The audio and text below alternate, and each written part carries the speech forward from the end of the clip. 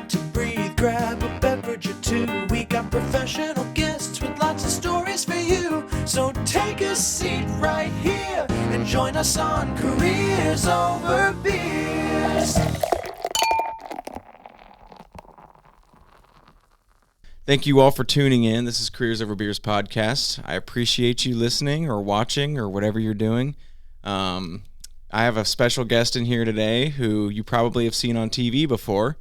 Tell us who you are. Ross Janssen. Yes, you are. Chief Meteorologist Ross Janssen, right?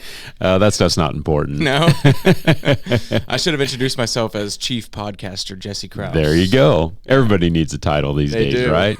Yeah, that's the way I look at it. I hear you in the morning time on the radio, you know. And I'm about 30% awake at that time. You'd use percentages for everything you do in your life? Yeah, you gotta, I think people understand to some degree percentages. So, when you get up in the morning, your brain's just kind of powering up for the day. That's usually when I'm on the radio. Yeah.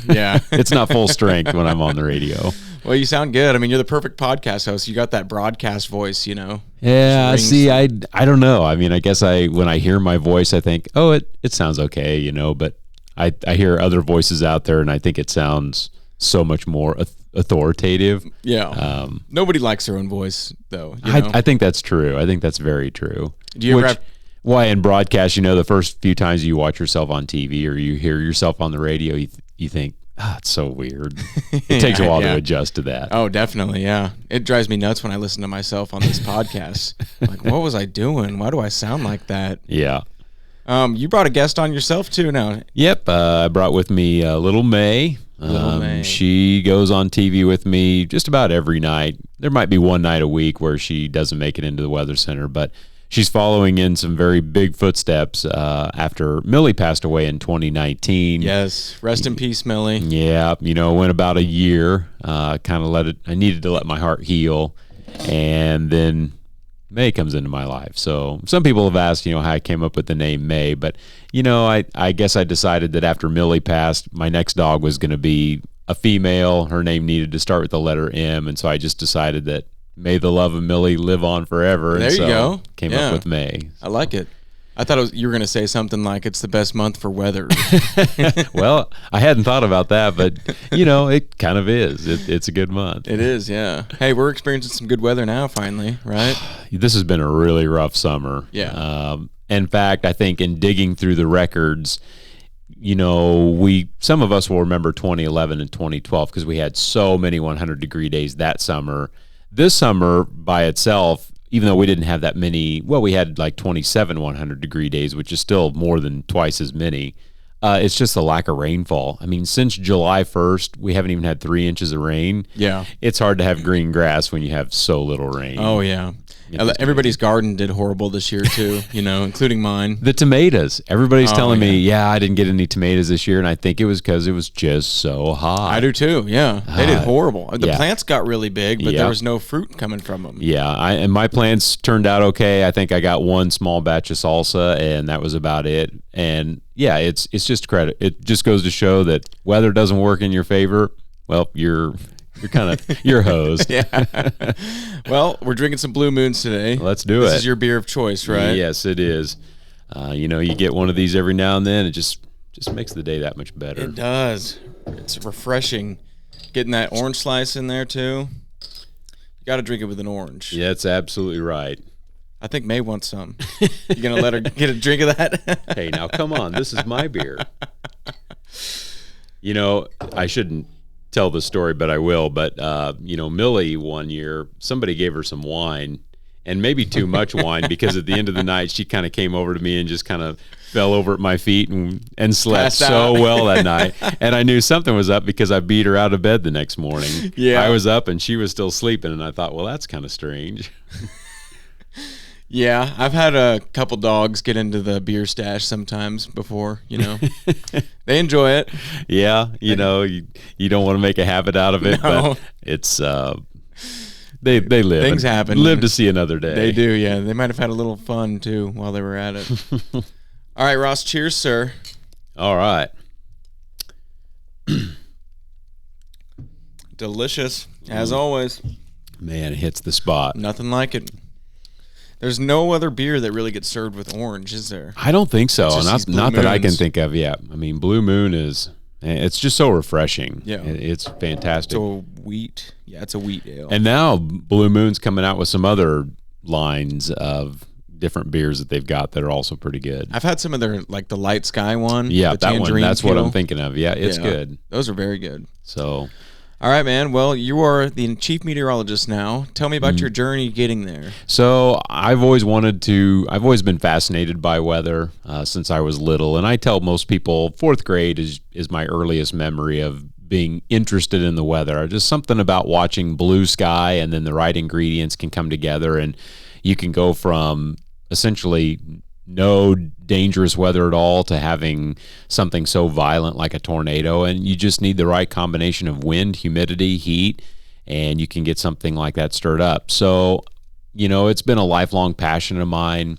What I didn't know in choosing the field of weather is that the schooling would be so difficult. Was it really? It was very hard. I remember taking math classes thinking I'm going to have to take a lot of math in order to become a meteorologist. And then when I got to college, it was a whole new level of difficulty. There's a lot of math involved. So much math in meteorology. So I do kind of have to laugh when people say, well, I could do your job. Well, Yeah. maybe you could. Maybe not. But math weeds a lot of people out. I think there were 150 students that declared atmospheric science, which is what my degree is in. But then when I graduated from KU, there were only 12 or 13 people that I graduated with. So the mathematics and the physics weed a lot of students out. And I still to this day do not know how I made it through that stuff, because I look back at my old college notebooks and think, what the hell is this? It's a foreign language. This is Chinese. Yeah. It is so interesting to see how difficult that stuff was. But at the time, you just put your nose to the grindstone and you just don't even think about it, and you just find a way to wade through it all. Well, you had an end goal. I mean, you wanted to be a meteorologist. You knew you wanted to be one. I did. And I remember looking at professors thinking, wow, they're a meteorologist. They know a lot about the weather, and someday that will be me. I don't know if I know that much about the weather, but I can say I'm a meteorologist. You know more than the average person. So it was quite a journey through school, and I'm not embarrassed anymore to tell people that there was one class that I had to take 3 times before I finally got through. What was it? That was Calculus 2. Oh. It's not just like a business calculus, it's the engineering calculus. It's the hard one. I took Calc 2, and that gives me PTSD thinking about that class. You remember much about series? No. I think I failed it, to be honest. Oh my gosh. The first time through it, I'll never forget. I flunked it. I think I got like a 40%. Yeah. And second time through, I missed getting a C by just like an eighth of a point. It was so close. So I had to take it a third time, and the third time in it, I got a B. A B. And I'll never forget the teacher emailing me after the final, and she said, it looks like you got a passing grade on the final, you get an overall B in the class. And I celebrated that night. Yeah. Like the weight of the world had just been lifted off my shoulders. Did you have a few blue moons that night? I don't even remember that night, actually. I do remember I was working at the TV station in Lawrence, and when I got off work that night, it was celebration time. Oh, yeah. Celebration 30. Yeah. My brother just started college, and he's at WSU doing aerospace engineering. So he's got a lot of math ahead of him. Oh, and man. He told my dad, he was doing this. My dad said, well, I remember when I was in accounting at WSU, our class started out with like 100 people or something similar to you, you know? And the professor said, don't worry, most of these people won't be here in a few weeks. And he's like, sure thing. He was right. Yeah. It just, yeah. Well, it makes you question, I think, your level of commitment. And so I think that's what's kind of interesting about meteorology. Somebody told me one time it's like the top 5 hardest curriculums at KU. I don't know if I fully believe that, because I think to go and be a doctor, even though I've got lots of friends that went through med school and they said, yeah, it's all just about paying your dues and doing your time, and you can get there. But with meteorology, it was hard stuff. And I guess looking back on it now, I'm still just amazed that I was able to make it. Well, it's when you have that end goal in mind and you know you want to be a meteorologist and this is the only path to get there, Right. it makes it makes it easier to grind through It versus does. somebody that doesn't really know what they're doing. Yeah, I mean, it makes looking at, there are plenty of obstacles that came up, bad grades, difficult tests, you name it, lots of things that get in your way. But I do remember a lot of teachers telling me that, set goals. And then I actually lived through it, because there were lots of times where I thought, is this really what I'm going to end up doing? Because although this has been a passion of mine, a dream of mine, these grades are not working out in my favor. And I've had advisors tell me that, well, based on your ACT score, math is going to be what kills you in meteorology. Mm-hmm. While they weren't too far off of base, I think it was a little bit of misguidance, I feel like, because they weren't able to gauge your passion and your drive and desire to want to achieve what I was after. So that's what helped get me through all those difficult math classes. So it's a 4-year degree in atmospheric science? Yep, 4-year degree, atmospheric science. And the degree, it's more than just going on TV. I could work at the National Weather Service if I wanted to. We all have the same education. There are some certificates of meteorology out there, but that would limit you only to being on TV. And I didn't want to back myself into a corner in case television didn't work out. I wanted the option to be able to do other things in weather, and so that's why I went for the 4-year true atmospheric science degree. Are there a lot of meteorologists out there that aren't on TV every day? Yeah. On TV at all? Yeah, there are quite a few meteorologists that I graduated with, and they're doing wind farm research. Some of them might be doing, working with private companies, maybe forecasting the weather. But I would venture to say probably 65% of the people that I graduated with were interested in broadcast. I think that's maybe the easier route, or the easiest to land a job. Yeah, easiest career maybe to get into. But, there are plenty of opportunities, because I think people forget that meteorologists forecast for airline pilots. Meteorologists work for UPS. So when they're out delivering packages and, all the shipping and stuff that's going on, they hire meteorologists. Oh. And I imagine there are a lot of railroad companies out there too that work with meteorologists. So lots of options out there. But typically when we think of meteorologists, we think of the person on TV. But lots of options out there for anybody that does get a degree in atmospheric science. Did you know that you wanted to be on TV from the start? I don't think that hit me until 7th grade. Really? Because my aunt was actually working at the TV station at Channel 12. And when she invited me to come down one weekend to watch the news and weather, and I walked into the studio and, watched the whole production done live, that's when I was captivated. That's when you clicked and you're like, yep, that's what I want to be doing. That's so fascinating that you could take your knowledge and go in front of a huge audience every night and tell them what the weather's going to do. And I remember so well thinking as a kid, Merrill said 4 days ago it was going to storm, and here it is. How do they know that that's coming? It's it's wild. Everybody says, "Oh, I can tell the weather just by looking out the window." Not really, because there's so many other things that are coming that you would never see just looking out your window. And to be able to look into this map and see in 2 days we're going to have this kind of weather, I just think is so incredible. It's amazing. Especially when you look at it like a forecast that has 7 days, or some of them have like 10 days now, I think. Mm-hmm. Like the fact that you can fairly accurately, you're not spot on every time, right?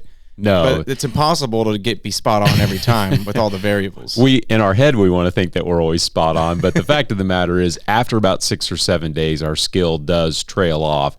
I don't know how significantly it goes down, but usually after about day 7 or 8, we're kind of looking for a trend. Are we going to be in that pattern where things start to turn active? We're going to have more chances of rain. What we're doing right now, this is a really fun time of year, for me, I guess anyway, because the seasons, as they begin to change, we're waiting for that first round of snow, the colder temperatures, and because the seasons are in flux right now with the warm and the cold, it can make for some very interesting systems and some very interesting setups. For sure. It was just 100 degrees yesterday, and we're at, the high is 63 today? Yeah, it's amazing how fast and how quickly, the cold front comes in. It changes so fast.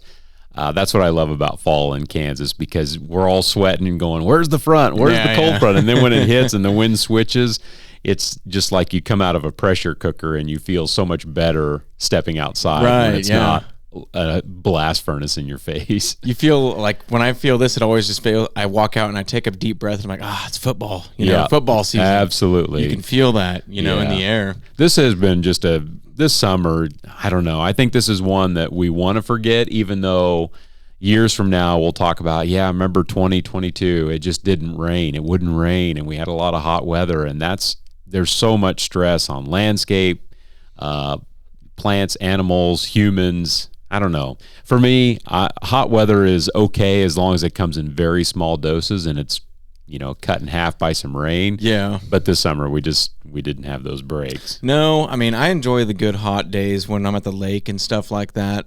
But they're not that great for anything else, really, you know?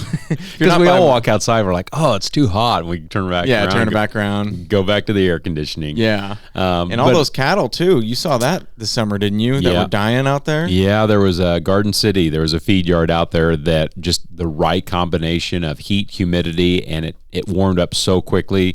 You know, their bodies can't get rid of heat that quickly. So when we're dealing with heat waves, it really is a cumulative effect where when you have day after day after day of hot weather and the nights don't cool down, their bodies build up all this heat and it's too much for them. That was crazy. When I saw videos of that, I'm like, wow, that's a lot of money. That's a lot of food. That's a lot of it's just a tragedy to see that. Yeah, you know, it is. It's really sad, and I know that because I grew up in the agriculture world. I remember my dad saying nobody cares more for their livestock than the farmer or rancher. They really do give it 100% and then some to try to save animals when the weather is bad. Even in winter weather, you know, cows, it can be stressful on them, but I think livestock as a whole deals with cold weather better than they deal with extreme heat. Yeah. They, like I said, their bodies just can't get rid of the heat. It's just too much for them. Yeah. You got to think, I mean, if you're a big black cow out there in the middle of the field, it's, damn. That's why we don't choose to wear black in the middle of summer, right? It's just too much heat. Yeah. So you came from a family of farmers, right? Yeah, I did. In fact, my mom and dad still are there today, looking after cows, and they still do some farming. They just hit 70 years of age, and so they're still hard at work. Still they need something to do.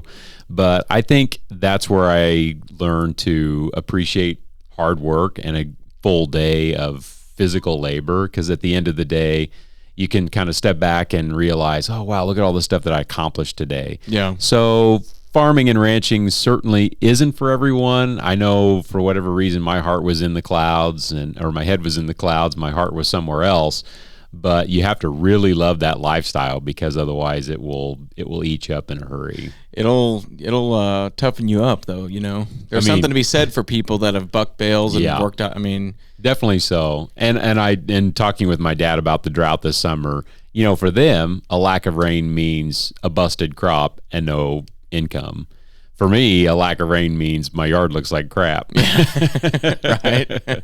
So I don't know if I could deal with the stress of lack of rain in the farming community. That I think that would be too stressful. Well, you have another stressor though too. You have to tell the world that there's going to be no rain, and then you have all these haters, right? Weathermen get a lot of haters. You have a lot of people that are like, you know, they just think you're lying to them. Like, I can't believe he was that wrong. Like you're intentionally doing it. You know? I'm telling you, and we get that firsthand at the state fair.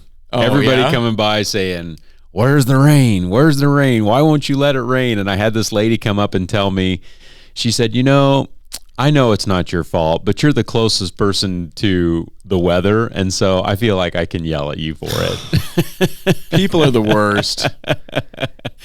If they can find somebody to be mad at, they're going to, you know? Yeah. And let's pick on the weatherman, the poor weatherman that doesn't control the weather. You're just trying to accurately predict it, right? And I guess this is one of those years where I'm very glad to not have control of it, because if it were up to me, you know, we would have more timely rains. But this is one of those years where you're glad you have no control over it, because your life might be on the line, actually.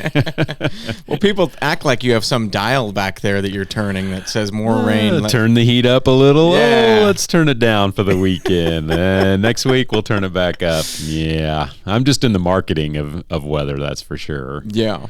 it's been a rough go of it, but we do get blamed for the bad. Sometimes we get credit for the good. You just never know.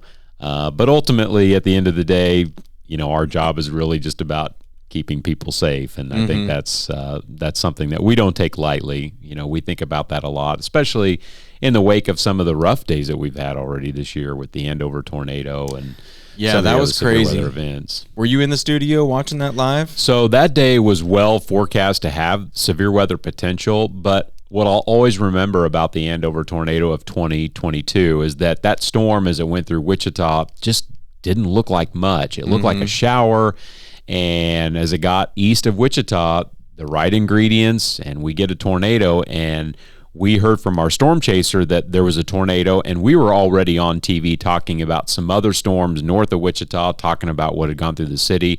So fortunately, that was proof that the warning process worked as it's supposed to. And as soon as the notifications went out to phones, word started getting out very quickly. People were paying attention, and I will always be amazed on a Friday night, late April, 3 minor injuries, no fatalities. Amazing. It is amazing Thankfully. how well Kansans respond to a life-threatening situation like that. I mean, Kansans are sort of more prepared for it than a lot of other people. I think that's right. But there's also a ton of crazy videos. Have you seen some of those that people were filming? Yes. I saw some online, and they're like standing there, and it's like about ready to take their house out, and they're just like, "Look at this," And I think we contribute that to social media. When you can post that on Facebook and Twitter and get all these likes and shares, and maybe your video gets scraped up by the national news, there's a lot of excitement and joy in that. But you can't overlook the fact that that's still, just as it has always been, a very dangerous thing to do. And as Kansans, when there's a tornado and we go on TV and say this one is actually happening, it's not just radar indication. It's unfortunately that's where the first place people go is the front porch, or the backyard. Let's go see. Right. Are they really? Are they for sure? Is it really happening? I think as humans, we want to see it. Yeah. To believe it. Yeah. It's an amazing thing of nature, a lot of people in the world don't get to see one.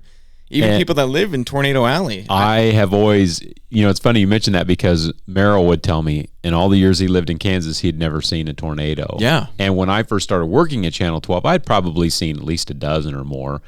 And it's very fascinating. I do have to say that if you've never seen a tornado, and TV doesn't count, to go outside and watch one form, touch down, it's very different than anything you'll ever see. And I remember the first time I saw my first tornado, I told myself, it can't be. And then you watch it move a little further, and then you realize, oh, that's the only thing it can be. They are really cool. Yeah, yeah. When they're in open fields and they're not tearing anything and they're not coming through your neighborhood. Yeah. When they're not taking your house off its foundation. Yeah. But it is, like I said, if you've never seen one before, it is... I think that's truly what captivated me about meteorology. Yeah, and storm chasing as well is another part of your job, right? I got to do some storm chasing when I first moved to Wichita back in 2004, and it is, again, it's very interesting, fascinating, exciting, just like a fireman will tell you that going to a fire is... That's what they live for, It's an right? adrenaline rush. Yeah. And same thing with storm chasing. As long as you know what you're doing, where to put yourself in relation to the storm to keep yourself safe, it can be, a very safe thing to do. But the problem is we have so many people now that with a smartphone, they feel like they've got radar and they're trained to go out and do it. But the fact of the matter is, if you've never done it before, it can be a very dangerous thing to do because you don't have all the information about where the storm's going, where to position yourself. So storm chasing is something that I'll probably do someday when I retire and I can be out of the studio. I think I will love to go out and... Just on your own? Oh, yeah. Yeah. It's, we look at so much of this sciencey stuff on a computer screen that to actually go out and look at it with your own two eyes is still very interesting. Yeah. Mm-hmm. That's what got me It lights that spark in you that made you interested in the first place, right? Storm chasing, it is a fun thing to do. I've always been fascinated and jealous of you guys. Maybe not you in particular, but you have storm chasers for KWCH, right? Yes, we have a team of 10, And most of our guys have done it for a long time, and they have their regular 8 to 5 jobs. And, on a day when we have a higher end threat and they feel like they can get away from their regular job to go out and storm chase, most of their employers are pretty good about letting them get out because, as exciting as it is, and it might look like they're just out for a good time, they are actually a critical part in warning the public about severe weather. Right. When we go on TV and say, there's a tornado warning and, the radar's showing this, here's a live picture of what the storm's actually doing, it beefs up the warning message, and it does get people to respond differently if the situation is such that, there's actually something happening. Yeah, there's something on the ground here. Right. And they can see that. It is very important. I mean, and they're reporting back to you live, Thank goodness for technology nowadays, because broadcasting that live picture through their dash cam, it's amazing. Yeah. And for those of us that don't get to go out and chase a storm now, we actually get to see what it's doing, right along While with you're everybody looking at else. the computer too, you get to see both. So the warning process really involves multiple people. I know in the wake of a bad storm, people say, you did such a good job, but it's a team effort. I can't do all of this by myself. We need spotters out there. We need people taking phone calls, people, looking at pictures that are coming in. So it's a group effort to try to get the message out when there's something bad happening. Has there ever been a storm so bad that your company or news channel will tell them, like, don't even bother going out there? We've never had that. Safety is obviously one of the most important things when we do send our crews out, to make sure that, they're in a safe position to report on what they need to report on. We don't worry too much about the storm chasers because they already know where they need to be in relation to the storm. So we kind of let them do their own thing. We as a team never tell them exactly where they need to go. We let them decide so they can position themselves and kind of watch the storms. But our news crews, we try to help a little bit closer just so that they're not in harm's way when they go out and cover storms. But it's always kind of interesting, and we dealt with this after the Andover storm this year. After the storm was over and we send our crews out, it's really hard to put a camera on somebody's home that's been damaged. We're trying to show people at home how extensive the tornado might have been, but at the same time, you have this human sense that, somebody just lost their house, and to show the walls caved in, the roof taken off, and you get to see the inside of their home, that's kind of hard to broadcast that without feeling some sense of, guilt that you get to go home to your house, or you feel this sense of sadness sort of, but at the same time you're trying to convey a message of how bad the storm was. So. It almost feels a little wrong, like it does. Like even if your intentions are to convey to people how dangerous this is, it could come off to some people as like we're exploiting this person's house for more views or for more, right? And it feels weird, but we just try to do the best we can. And I think ultimately what we try to decide to do is just show like a wide view of somebody's neighborhood rather than pushing the camera in on somebody's home that's been badly damaged. And then about 2 or 3 days after the tornado, when you get out and talk to people and they finally come to terms with the fact that their home may be gone, they seem to be welcoming or more welcoming to you being there, because they realize that by you being there, it's going to encourage people maybe to step up and help with money, time, effort to helping people rebuild.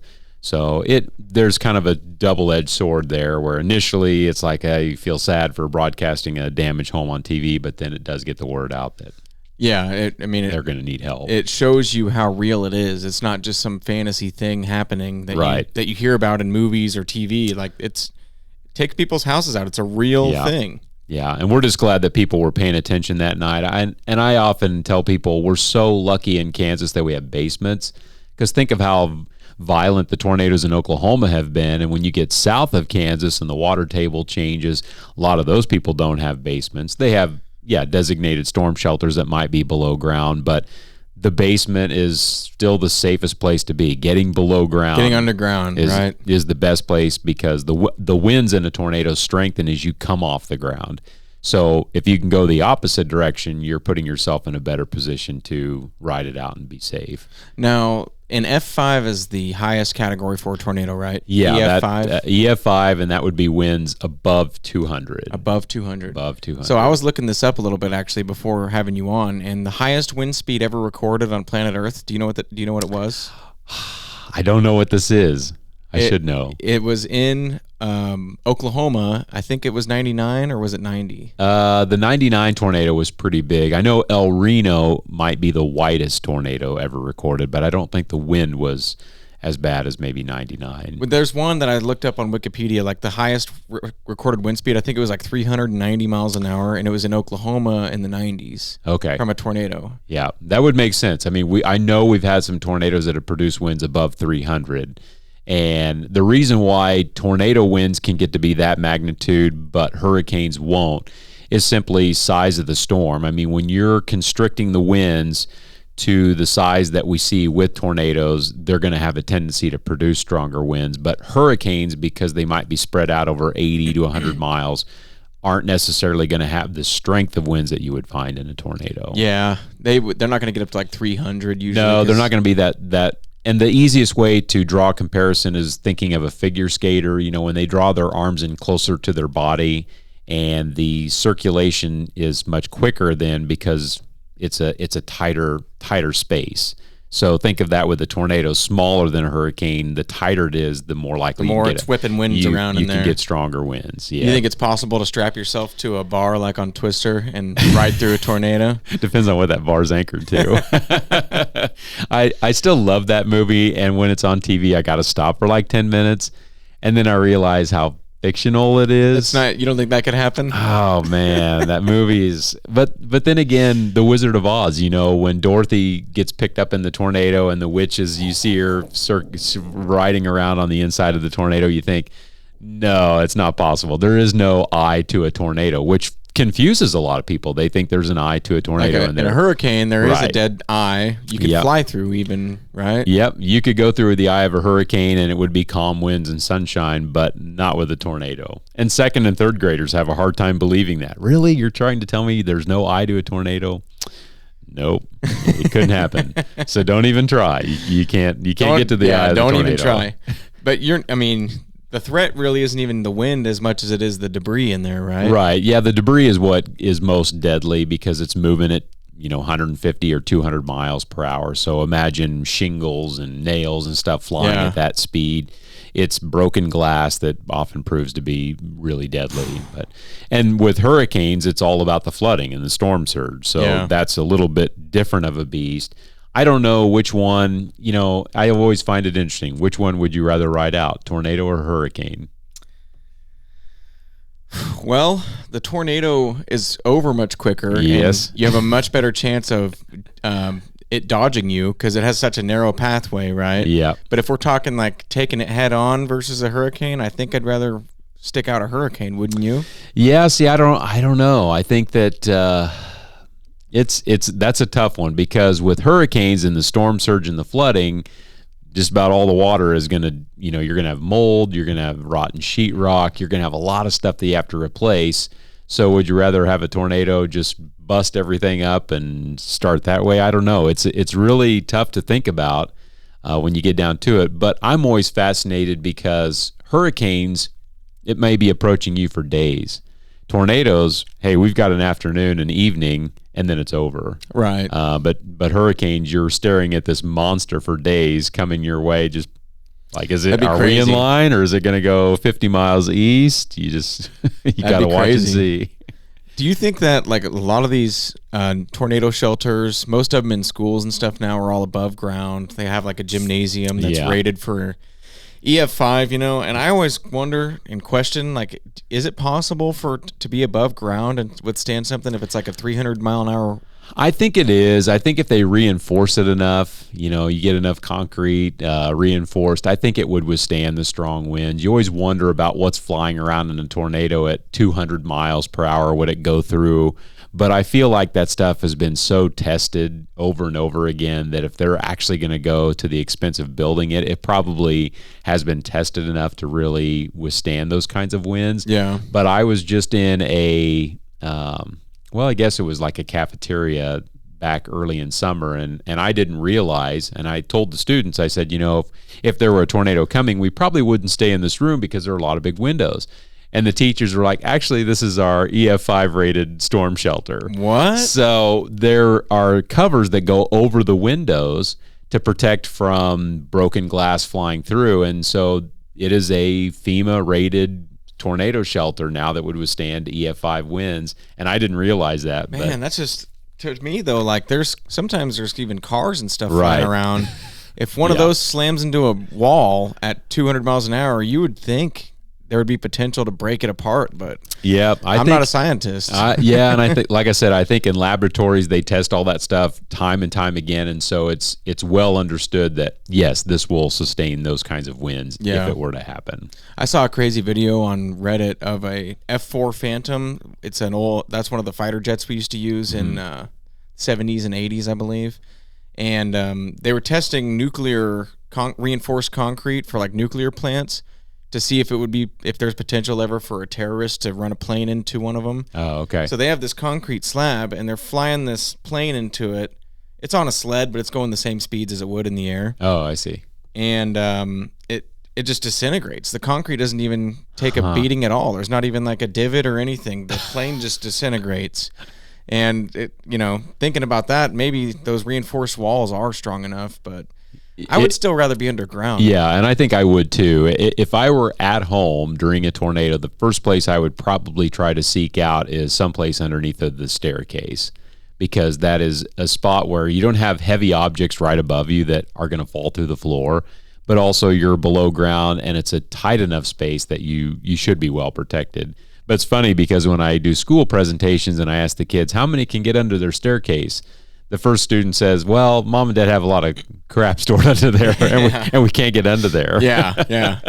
So, or, these people will have a storm shelter that's an actual storm shelter, and it's just full of junk. Like, that's where they store everything. We haven't used that thing in 10 years, so it becomes a storage unit. Yeah.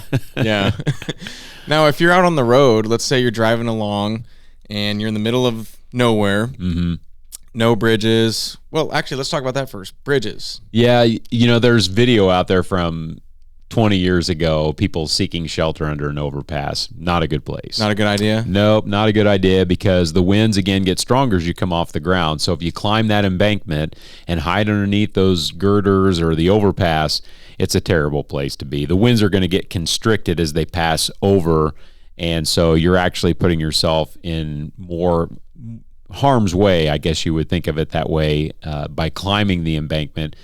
It sounds so crazy when we say it on TV, but a ditch is still safer than climbing an embankment. Really? So if you're driving along and a tornado's coming right at you, all you have is an overpass and a ditch. You're going to take the ditch? I'm going to take the ditch, yeah. And you don't think it's going to suck you out of that? Well, I mean, that's always the question. Could you get picked up? And I think absolutely you could get picked up, but I think that's still the better option rather than trying to climb an embankment. And I know we have a lot of people that stop their car under the embankment, but it's a bad deal. And I think we've seen an example of that in Oklahoma, where you get too many people crowd underneath that thing and it can be a death trap. So a ditch is still a better place to be. We hope that you're never in that kind of scenario. And if you're, sometimes there's enough time where if you can watch the tornado and it's moving away from you, you could drive at a 90-degree angle from the tornado and maybe try to get away from it. Yeah, I was going to ask you that. Like, it's obviously just traveling in one direction, and I know that they can probably change directions, can't they? Yeah, they can. But do you think that you could dodge a tornado if one was out, if you're driving in the country? I mean, I feel like I could, just because if you know the movement of the storm, and this is what our storm chasers do, they always leave themselves an out. So when they're out watching a storm, they try to find a road that gives them an option to go at a 90-degree angle and get away from the storm. Because, yes, they do change direction, but trying to outrun one is never a good idea. If you don't know which way the storm's going, you could actually run into it. You could end up in the wrong spot. How fast do they normally travel? Does it vary? Most of the time, it's about 20 to 35. Sometimes we'll have storms moving at 55, and then it's hard for the storm chasers to keep up with it, just because it's... You could outrun that. Get in your Tesla. Right. Oh, power down. Need a charge. I need a charge. Need a charge, damn it. Come on, lightning. Oh, wait, that's not a good idea either. Do you think it'd be safe to stay in your car versus getting in the ditch? There has been some new stuff suggesting that you could you should always have your seatbelt on anyway, but you could try to ride it out by hunkering down in your car. But I don't know. I still think that's one of those that absolute last resort. you had 10 seconds and it was going to hit, that's what I would probably do. But I still think a ditch is a better option, because we all see pictures of cars and even small trucks getting tossed like toys. Yeah. And they get crumpled up. I don't know. I still think that's a bad option. It's very humbling when you see videos of like somebody's car just getting swept away, because the power behind that. I mean, to you, it's a heavy car driving along the highway, and just to see it, whoop. And I think it's crazy how fast it all happens. A tornado like the Andover one, it's maybe in one spot for 5-6 seconds, and the stuff that it tears up in that short a time is still fascinating. It's amazing. Yeah, takes no time at all. And that's why responding, you got to be quick. Sometimes you don't have a lot of time. And as we found out this year with Andover, I think those people had maybe 2 or 3 minutes to find a place to go. And that's why it's helpful to know what you're going to do, because sometimes you don't get a lot of time to take action. What are you going to do if a tornado is coming right at the studio? You're in there and you're talking on TV, right? And this Ep55 is coming straight at KWCH. I'm going to go out and I'm going to look around. Where is it? Oh, yeah, there it is. Are you dedicated enough to stay in that building and keep reporting when it's hitting? We will stay there until the very last possible chance that we can. But it's funny you ask, because everybody thinks we have a designated storm shelter below ground. Couldn't be farther from the truth. Where we would go if there was a tornado bearing down is our hallways. So we would bring the radar up. We would have our microphones on still. We would go out into the hallway, which it's a narrow hallway, and we have cinder blocks on either side. So I feel safe seeking shelter there, even though some of our employees don't necessarily feel that way. Worst case scenario, that's where we would have to go. We have no below ground shelter at Channel 12. Has that ever been a risk of a tornado coming at you? Not that I'm aware of. I know there are some broadcast groups here in town that have had to sign off and find shelter, but our location, to my knowledge, we've never had that threat. Now, we have had a meeting, and we've talked about what if, worst case scenario, tornado wipes this place out. Our backup plan would be to set up a temporary studio in Hutch, right off the fairgrounds, because we have a facility there that would allow us to get back on the air. And our actual broadcast tower, the transmitter, is actually up by Bueller. So it's east of Hutch. And so if our facility in Wichita is wiped out, we do have a backup plan. Yeah. I don't know how long it'd take us to get back on TV. You would think that you guys would have some sort of a bunker or something that's like can withstand anything. Yeah, well, the secret's out. We don't. What are some of the weirdest weather phenomenons that you've seen over the years? I still think some of the weirdest stuff, and it's not necessarily related to tornadoes, but heat bursts, which happen in the middle of the night. So a thunderstorm can fall apart, and if you're outside at the right time, it might go from like 75 to 100 degrees in just a few minutes. Really? So a storm falls apart, and all of a sudden the temperature gets really hot. And I think if you've ever experienced that, it's really some of the strangest stuff. I don't think I have. Yeah, it can be really weird. Now, the temperature spike when it goes up to 100 may last for just a few minutes, and then it starts cooling back down. But yeah, we deal with that. And then some of the other stuff that's kind of fun from time to time, like cold air funnels. They look like tornadoes, just like a little funnel cloud hanging out of the sky, but they never touch down. We get a lot of calls. We get a lot of concerns, pictures of them. They're fun to look at, but they don't actually cause any damage. Yeah. Same with little dust devils, Yeah, dust devils are fun too. We've had lots of those this summer because it's been so hot and dry. Yeah. But when those go through a kid's baseball practice and it stirs up the dust, I think they're fun to watch. I remember as a kid trying to run and tried to get into the middle of one. Yeah, because I still it's a want tornado. That. Well, they're quite a bit weaker than a tornado. Every time I see one, I'm like, man, I wish I could run out there and run through that. You know. Has there ever been a dust devil that's caused any damage? No, not to my knowledge. We have, so when we talk about stuff that's swirling around, we have dust devils, we have land spouts, which are like strong dust devils. And those usually are more common in Colorado and western Kansas, where it's it's not a big thunderstorm, but they produce this spin. And so it touches the ground and it's connected to the cloud. So visually, when you see it, you think, oh, it's a tornado. But they're not as strong. So we call them land spouts.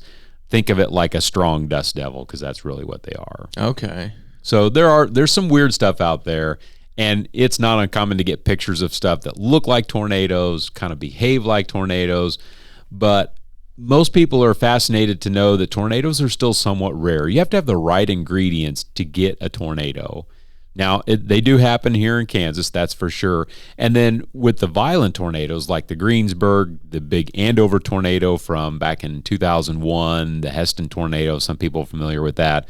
It's less than 2% of all the tornadoes we get. So think about how rare tornadoes can be, and then less than 2%. So we don't have a lot of those for sure, thank goodness. The Greensburg one was crazy. I mean, I'm old enough to remember that one pretty well. Yeah. I mean, just how wide that was, it still baffles me that those things can get up to a mile wide, right? I know. It is amazing to drive out to Greensburg and stand in one of those rebuilt areas and realize how massive that thing was that night. I mean, it was wider than the town, wasn't it? It was almost as wide as the town, but because of the path that it took, it spared like the southeast part of the town. And it's easy to see what part of town was spared, because when you go there and look around, you see the big mature trees that were spared, and then in the center part of town, it was all rebuilt. But I don't think I know everybody that was working that night will always remember that night.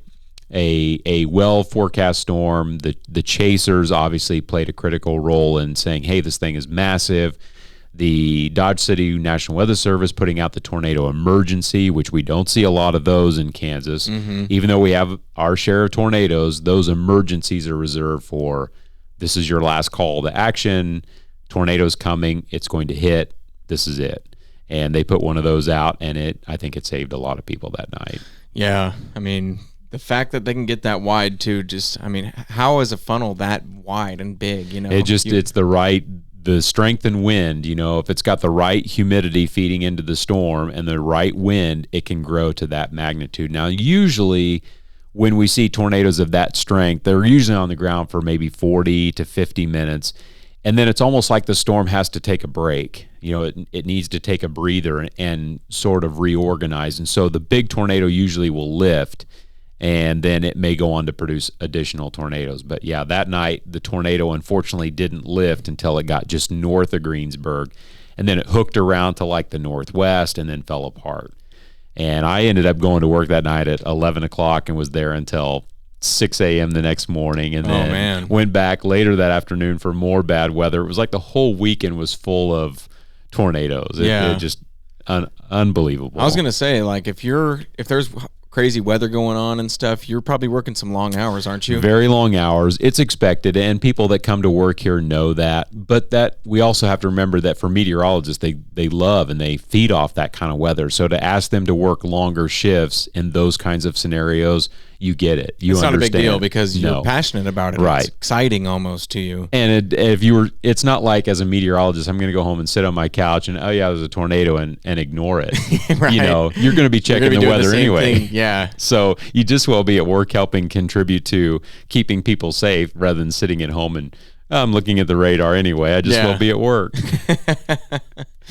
Have you ever, speaking of phenomenons again, have you ever seen anything that's unexplainable, like almost supernatural?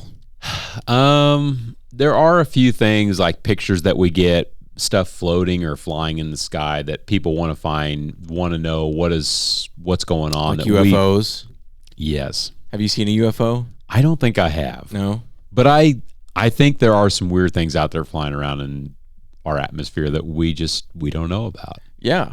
The Pentagon is admitting finally that there's unidentified objects up there. So people will see stuff floating in the sky and they're like, what is that? Well, first thing we think, maybe it's a weather balloon. Or if it's not a weather balloon, is it a research balloon? So some people have reached out with pictures wanting us to explain what it is that we don't have a solid answer for. And I don't love to write back on email and say, I don't know. Yeah.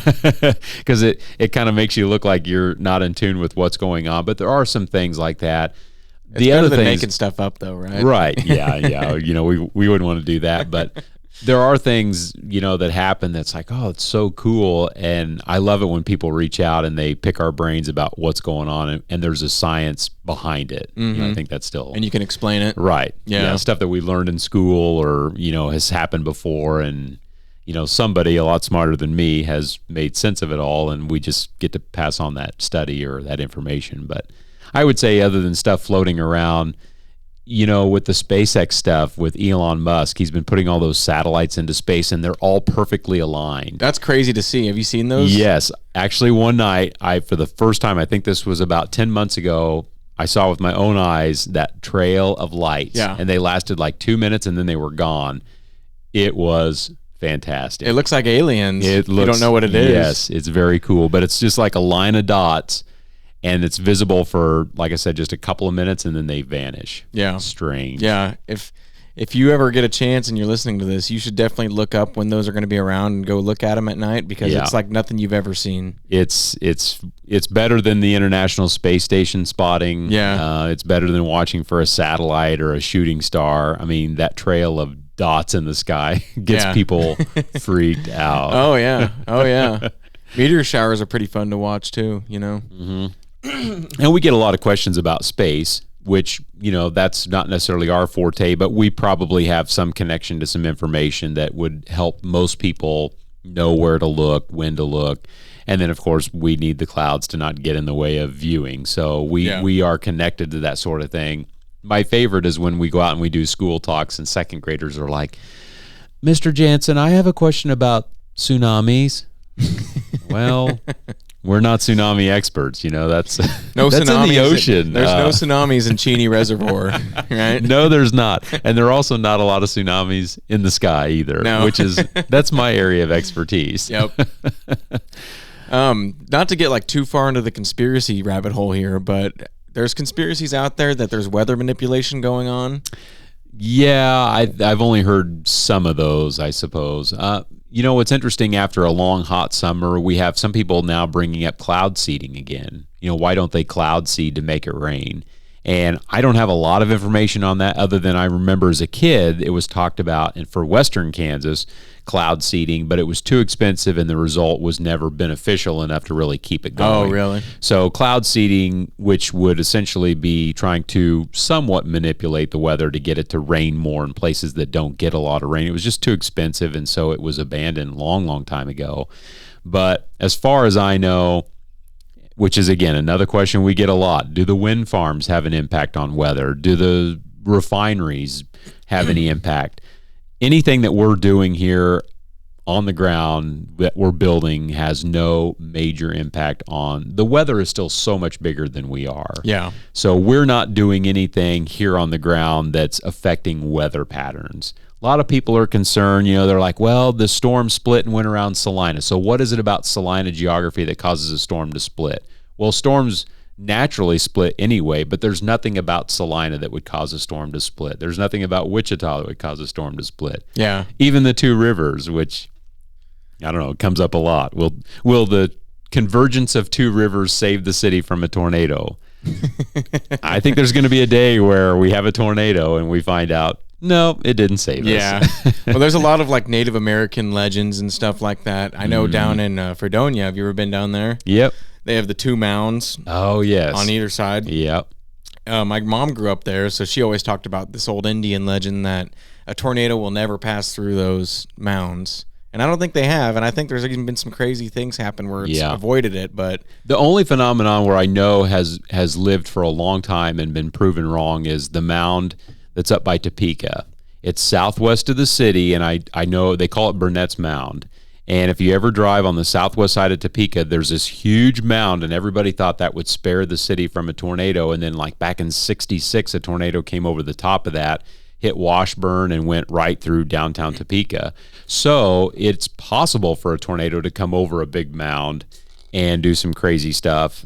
But, that's one of those old Indian tales that was thought, that would save the city of Topeka, and it was proven wrong back in the 60s. Yeah. So we just had to be really careful. We've had a couple close calls.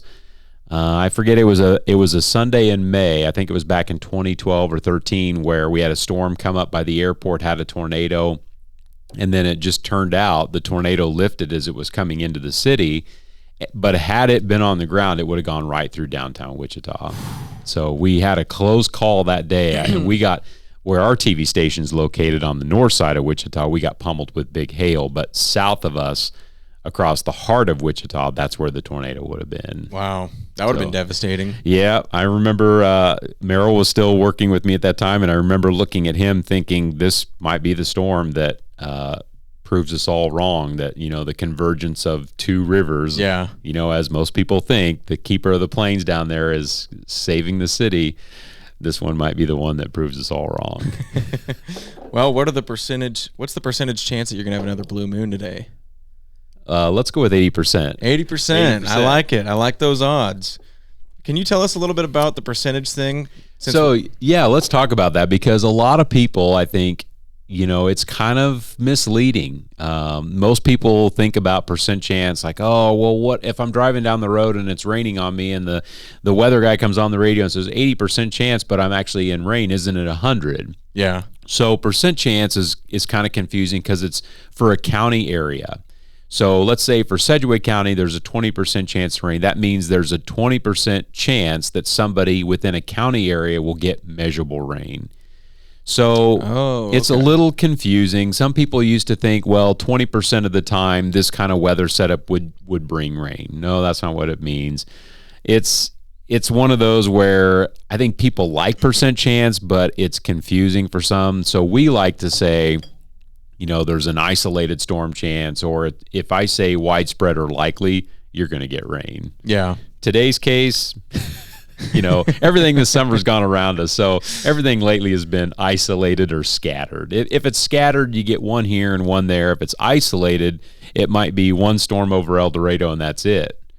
So I don't know. Percent chance is confusing. Yeah, it is. And I know a lot of people are confused by it too. But basically, you're just saying 80% chance today means in Sedgwick County somewhere there's going to be rain. Right. There'll be somebody gets measurable rain. Yeah. So, 100% chance, I don't think we ever use 100% chance. We just say likely. Very likely. Yeah, it's very likely, or you're going to get rain. Yeah. And those cases do come up from time to time. I love it when people reach out and say, are we going to get rain? And I can tell them, yes, you will. With confidence. Yes, with lots of confidence. We love, anytime we have that in our forecast, it makes us feel good. Yeah, yeah. What are some other weird facts or misconceptions that people have about working in weather? I still think there are some people that feel like we have control over it. Yeah. Believe it or not, which we discussed. There's no manipulation, or we certainly don't have any ability to control that. And then I think some people feel like maybe we spin the narrative on, climate change is such a big topic these days. And I don't.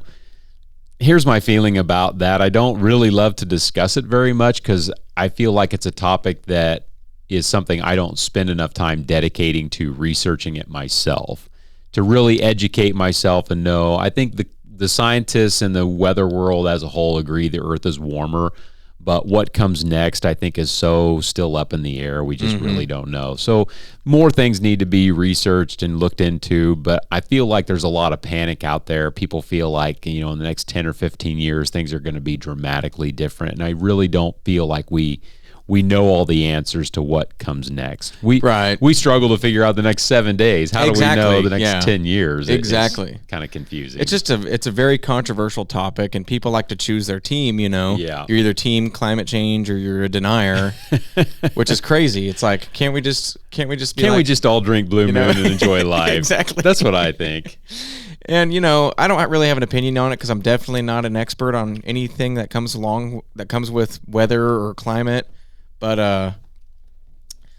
I do know that, looking back through history of the Earth, there's been crazy periods of weather change. Yeah. There's been ice ages. There's been periods where we don't even know what happened to the dinosaurs and stuff. But there's been long hot periods. Yeah. Especially after this summer's drought. And I tell people, about every 10 years, we're due for a good drought. So 2012, we were at the top of the drought scale. And we're kind of seeing that again this year. We just haven't had a lot of rain, but there's other reasons. Everything now is just blamed on climate change, and that's really frustrating for me, especially after the Yellowstone incident earlier this year. Everybody blamed climate change. Well, combination of heavy rainfall, melting snow, that's what's going to happen. So everybody wants to latch on to that idea that every big disaster now is related to that. But fact of the matter is, as you pointed out, go back to the dirty 30s when we had the Dust Bowl. There's been some drought in the 50s. People talk about 1980. So we've been through some pretty rough times before, and we're going to have them again in the future for sure. My parents always talk about 1980. They said that was the hottest summer. I'm sure Mel Teller can remember that one. Oh yeah. I think my folks still talk about the 80s too. So they've happened before. They're going to happen again. I guess that's what makes my job exciting. Yeah, it's always changing. It's always changing. It's not like Hawaii. Wouldn't that kind of suck to be a weatherman in Hawaii? Gosh, I don't think I would last very long in Hawaii. You're up there on the green screen and you're like, all right, it looks like another week of 75 and sunny. Oh, it's beautiful weather. Oh, yeah, it would be boring, that's for sure. Yeah. And that's what makes Kansas so great, because there are times where your knowledge of the weather is tested through and through. And I feel like 2 times of the year, spring with tornadoes, and then, of course, winter time, when, yes, it's true, a degree or 2 makes all the difference between sleet, snow, or ice. Yeah. I love that stuff. Yeah. Love the science behind forecasting a good winter storm. Because snow has to have really special conditions, right? You have to have the right amount of humidity. The temperatures have to be just right. If there's any dry air or anything, the snowflakes evaporate. So it does take the perfect setup to get snow. The perfect storm. A perfect storm. Right? That's exactly right. Yep. And if you don't have all those ingredients together, you don't get snow. Yep. What's Ross Janssen's favorite weather? Oh man. I'm always hoping for like 15 inches of snow and we're all stuck at home. Really? The fact of the matter is, when that happens, you get called. We need you to come to work. Yeah. We're having a big storm. We need you here at work. You never just get to enjoy the storms. You're always working on them. The right? only times I really get to enjoy a good winter storm would be on a Saturday morning, that's when the storm's hitting. We're all stuck at home. Nobody's going to school. Nobody's headed off to work. Then I might be able to enjoy a good winter storm, but it has to happen on a weekend and it has to happen in the morning. If it's going to happen on a Sunday night when people are got to go to work the next day, I'm probably going to have to go to work. Yep. So no, it's kind of a rarity to get to enjoy a good storm sitting at home on your patio, just watching it happen or watching it from the comfort of your living room. But that you sign up for it, it's part of the job. So you're going to get called in to do those kinds of things. But if you had to choose, you would like a nice snowy day where you're just locked in your house? Yeah. And it's not that I don't love severe weather. It's just the stress of severe thunderstorms and tornadoes is far outpaces a winter storm. Mm-hmm. Because in a winter storm, people just stay home and you're good to go. Yeah, you might lose power. That might be a concern. But with tornadoes, they tear stuff up. People sometimes are killed in those kinds of events, and that going into it. So the stress and the fast changing nature of covering severe weather is very different than winter. And so, that alone, they're 2 very different beasts. And so I prefer a winter storm where I get to put my knowledge and science to the true test, right, and not have to worry about losing people in this storm versus a severe weather event where, unfortunately, people do die in those kinds of things. They do, yeah. But one of my favorite things in life is watching a good thunderstorm roll. Oh yeah, yeah. I love it. And I think we all love that come about March when you hear the first rumble of thunder of the season. You're like, it's here. Isn't Here it comes awesome? spring. This is great. What does your daily life look like on the job as a meteorologist? Obviously, you're probably not in front of the screen the whole time, are you? No, they're pretty long days. So I get up about 6:30 in the morning and prepare to go on the radio. Talk with JJ Hayes at KFDI. Shout out to JJ Hayes, by the way. Yeah. Good dude. Yeah. He's a great dude. We have a lot of fun chatting it up in the morning. I also do some radio for an ag station up in north central Kansas. And so my day starts pretty early. And then I try to go get some physical activity in because otherwise when you get to the office, our jobs are a little bit sedentary. So I try to get some physical exercise in before I go to work. And then I'm usually in the office by about 1:30 in the afternoon, and we're there until 11 o'clock at night. So they're really long days. Your evenings are busted up. You don't really get a lot of time at home in the evening, but again, that's kind of what you sign up for. And then during severe weather events, we will sometimes work till 2:30 or 3 o'clock in the morning. Yeah.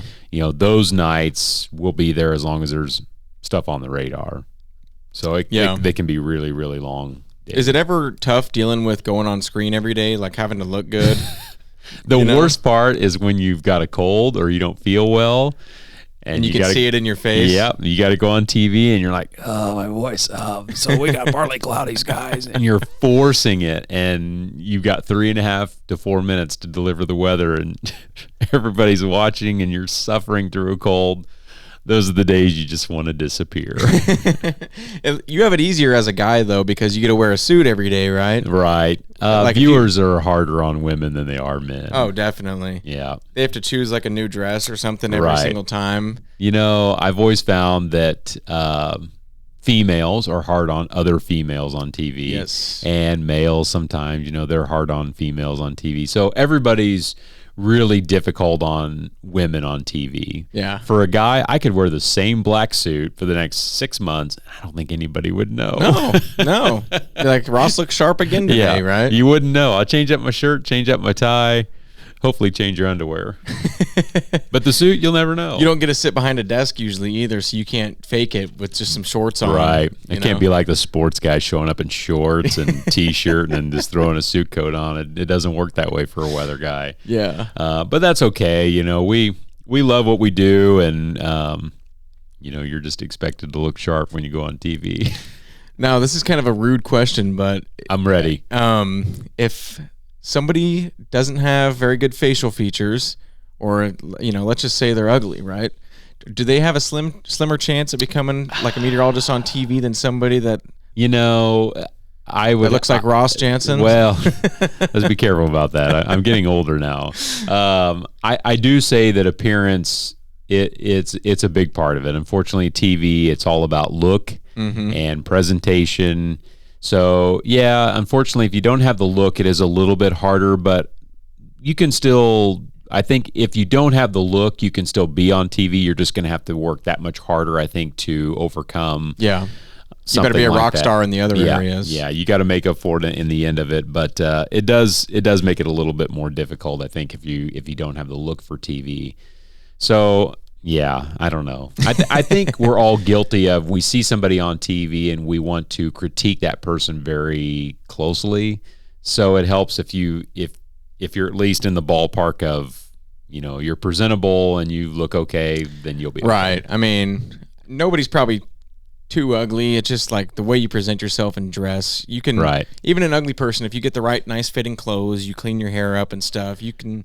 And the hardest part for somebody that's been doing this for a while and you have young people coming in and you know in your heart maybe TV is not for them. Yeah. I still can't just come out and say TV's not for you. No, you don't want to say that to somebody. No, you can't do that. Like you're great, but we just don't want your face on TV. What I typically do with those young individuals is I explain to them all the options for meteorology. But yes, unfortunately, we've had some people, and you just want to help bolster their love of weather and not talk so much about broadcast. If you know deep down they're probably not cut out for the task at hand. Yeah.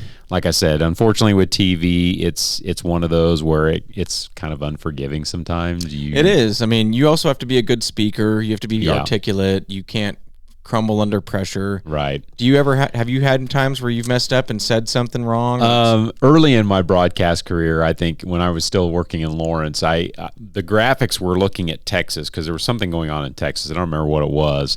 My mind and my thought process was already somewhere else, and I remember doing on TV.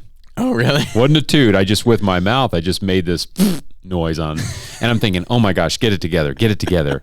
And so I recovered and kept going, but the graphics were in one place and I was thinking and talking about somewhere else, and it just wasn't working out. But this was like day number 15 or something on TV. Yeah. Since then, you realize that in broadcast, if there's a mistake, something not going right, you just got to push forward. Yeah. So you don't stop, you don't draw attention to it, you just keep moving forward, because if you can make it look like nothing's going wrong as best you can, unless the wheels truly come off, which has happened before. To you? Oh yeah.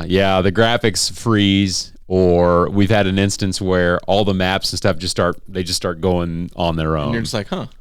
Well, and you're like, oh, this map came up, and this map came up, and you realize, and the viewer, if somebody's watching, they're realizing something's going wrong. then you do probably have to acknowledge it. But other than that, it's kind of like playing music. If you hit the wrong note, keep acting like normal. Right. Move on. Yeah, you got to keep going. Make people question that are watching, like, did he mess up? Because he seems fine. You know? And I think people too they're like, how much do you practice before you go on TV? Well, we don't really have time to practice, so everything the weather person delivers is all right off the cuff. Yeah. It's all ad lib. But then again, while that sounds difficult, remember, we spend all afternoon studying the maps. So if you had 2 hours to prepare and you were researching and looking at all this stuff, I think just about anybody could get up and present. But that's what we do. The news anchors have a script because all the stories they cover, they don't have all afternoon to research those topics. Right. So they do have to have a script, but for weather people, we spend all afternoon looking at our maps and creating the story in our That's head. kind of nice. I mean, that makes it easier for you because that, even though you don't have time to prepare necessarily, looking at all those maps and building what you're going to talk about is preparing in a sense. Right. And it's something you're passionate about. Like if you're a news anchor and you're talking about a crime, you might not give a crap about crime or, you might not care. Yeah, you don't have enough time to research all that stuff. Whereas for us, like I already know what the weather's, doing today, what it's going to do tomorrow. Yeah. So I just need to freshen some of that stuff up. So a couple of hours and I should be able to have a firm understanding of what's going to be happening next with the weather. So ours is a little bit different. I think people are fascinated by the fact that really you don't read off of anything, but we truly don't. That's impressive, You just make it up as you go. Just keep that smooth tone. Like a politician. Exactly. Oh, wait, I shouldn't. No, I'm just Politicians kidding. don't make anything up, do they? They're the most honest That's people. a topic for a different time. Well, do you have any last words or advice?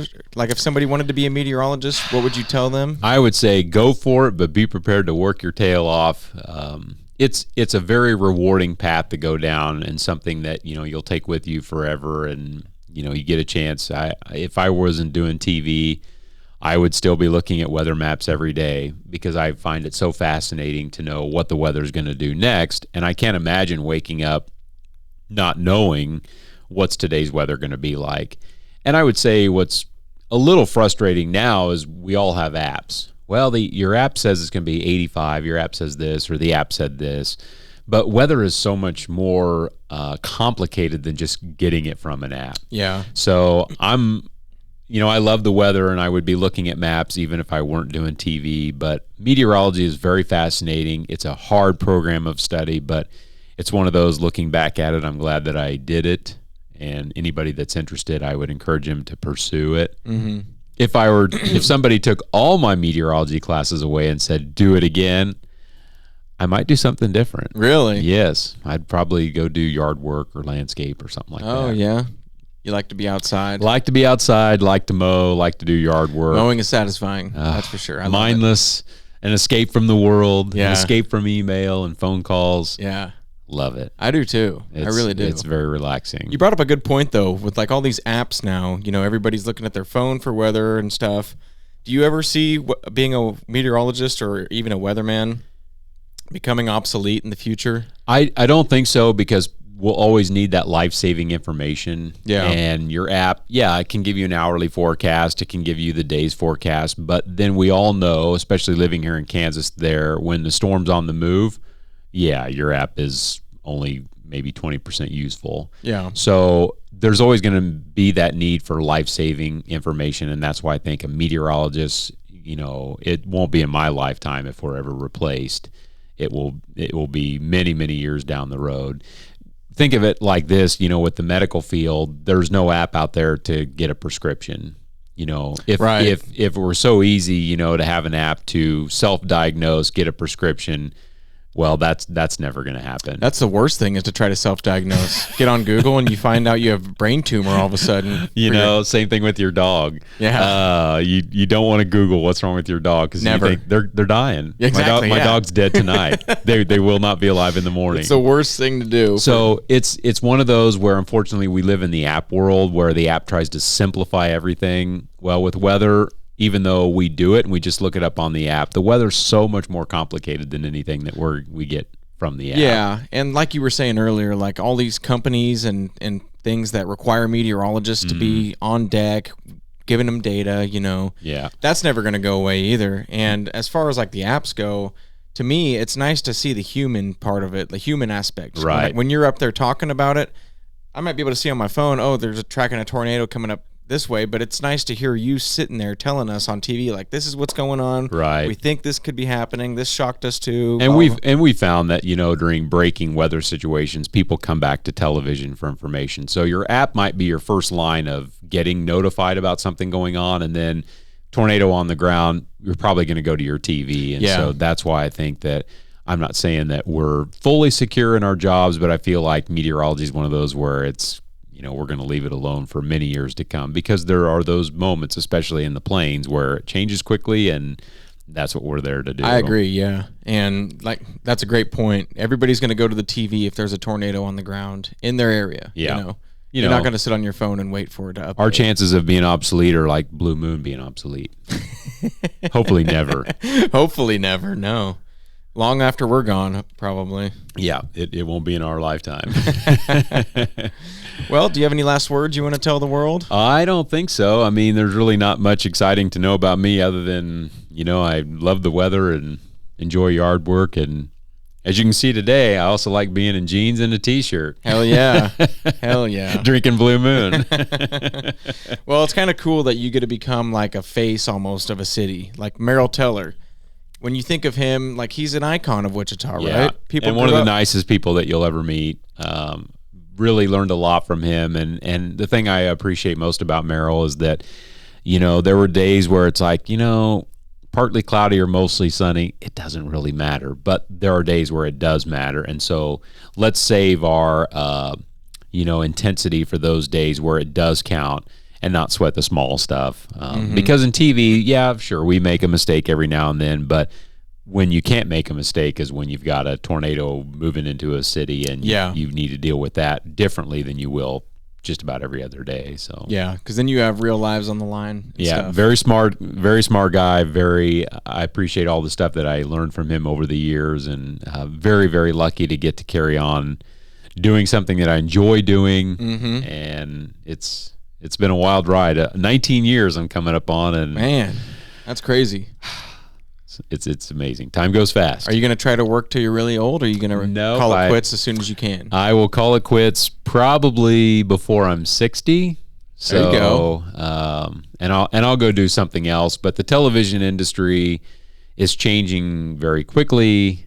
Who knows what the next 20 years will bring? But no, I won't be somebody that does meteorology on TV well into my 60s. 80 years old? No, that will not be me. No, I'll probably be in the greenhouse watering plants, or out mowing somebody's yard or something. It'll be something very mindless that, I'm still looking at the weather, but just not on TV. Well, what is Merrill Teller up to these days? Does he still mess with weather? He's still in Wichita. Called me the night of the Andover tornado to tell me that as the storm went over his house, he had some rain but no hail. So I'm like, okay, this is great. And then an hour later, we had a tornado. So after the fact, I told Merrill, I said, you can't call me anymore because we have a tornado when you call me.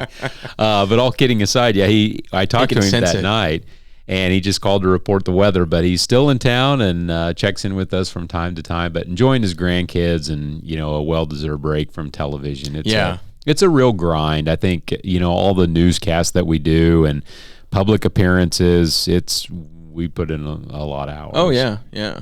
You guys should let Merrill come do a guest spot sometime and report the weather. We very well Wouldn't may. That be cool? That would be cool.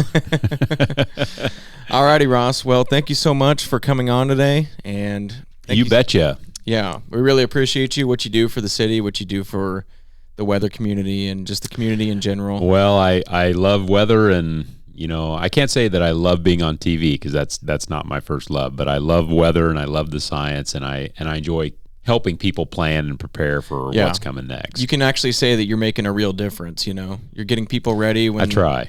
You try. Yeah. Well, you're also very humble, so. And the people that say, "Oh, it must be nice to get paid," and be wrong, or be wrong and still get paid. It happens. It happens. All righty, man. Well, like I said, thank you so much, and keep doing what you do. Keep helping out Wichita. Well, thanks for having me. Thanks for having me on. Yeah, for sure, man. It's an honor to have you on here.